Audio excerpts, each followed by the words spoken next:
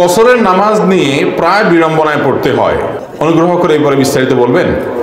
দুই ধরনের ঠিকানা হয় মানুষের, একটাকে বলা হয় ওয়াতনে আসলি, আর একটাকে বলা হয় ওয়াতনে ইকামা। ওয়াতনে আসলি মানে হলো মূল ঠিকানা, মূল বাড়ি।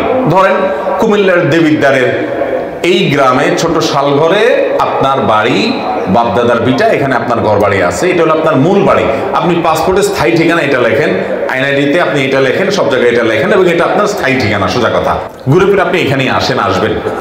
আর আপনি ঢাকা শহরে চাকরির সুবাদে আছেন বা ব্যবসার সুবাদে আছেন, আপনি সেখানে একটা ফ্ল্যাট বাড়ি ভাড়া নিয়ে আছেন, কিংবা সেখানে ফ্ল্যাট একটা আপনি কিনছেনই, বাট ওখানে আপনি থাকেন, কিন্তু আপনার মূল ঠিকানা এখন এখানেই, আপনার এখানে গর্বিতে আছে, সব আছে। তাহলে দুই রকমের ঠিকানা হলো, একটা মূল ঠিকানা আর হলো বসবাসের ঠিকানা, যে ওখানে বসবাস করতেছেন। এই দুই জায়গাতে ফুল নামাজ পড়বেন। মূল ঠিকানাতেও ফুল নামাজ পড়বেন, বসবাসের ঠিকানাতেও ফুল নামাজ পড়বেন। একজন সৌদি আরবে থাকেন, কাতারে থাকেন, দুবাইতে থাকেন, পৃথিবীর কোনো দেশে থাকেন, চাকরির সুবাদে গেছেন, সেখানে কাজ করেন, তো সেখানে আপনার একটা থাকার রুম আছে, কক্ষ আছে, আপনি সেখানে আছেন, সেটা আপনার বসবাসের ঠিকানা, ওয়াতনে ইকামা। ওখানে আপনি পুরো নামাজ পড়বেন, কারণ সেখানে আপনি মুসাফির না, আপনি সেখানে বসবাস করতেছেন রীতিমতো এখন। আবার যখন দেশে আসবেন, নিজের বাড়িতে, গ্রামে ছুটিতে আসছেন, তারপরও আপনি সেখানে পুরো নামাজ পড়বেন আপনার গ্রামে আসলে, কারণ এটা আপনার মূল ঠিকানা। কারণ মানুষের মূল ঠিকানা, বসবাসের ঠিকানা, এই দুই জায়গায় কি করতে হয়? পুরো নামাজ পড়তে হয়।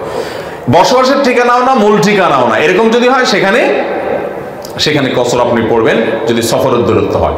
এখন অনেকের আছে দুইটা তিনটা করে ঠিকানা, যেমন বললাম ঢাকায় চাকরি করেন, সেজন্য আপনি মেসে থাকেন, ওইটা আপনার একটা ঠিকানা, সেখানে দীর্ঘদিন আপনি বসবাসই করতেছেন রীতিমতো।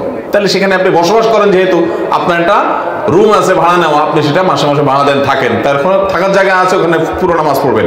আবার গ্রামের বাড়িতে আপনার মূল ঠিকানা, সেখানে আপনি পুরো নামাজ পড়বেন।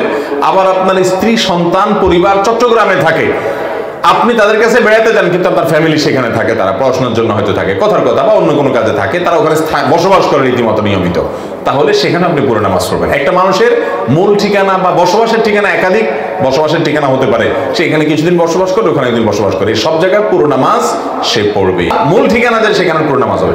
মূল ঠিকানা যদি পরিবর্তন হয়, অনেকে গ্রাম থেকে ঢাকা শহর গিয়া জমি কিনে, বাড়ি করে, ফ্ল্যাট করে, ওইটাকে স্থায়ী ঠিকানা হিসাবে কাগজে কলমে, পেপারে, আপনার পাসপোর্টে, এনআইডিতে সবকিছুতে দিয়ে দেন।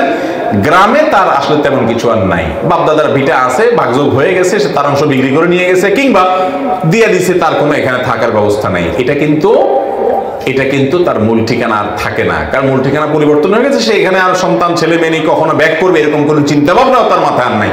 তাহলে মূল ঠিকানা এটা আর থাকলো না, বিশেষ করে যখন ভাগযোগ হয়ে যায়, তখন শেষ, এখানে সে আসলে এখন মুসাফির থাকবে।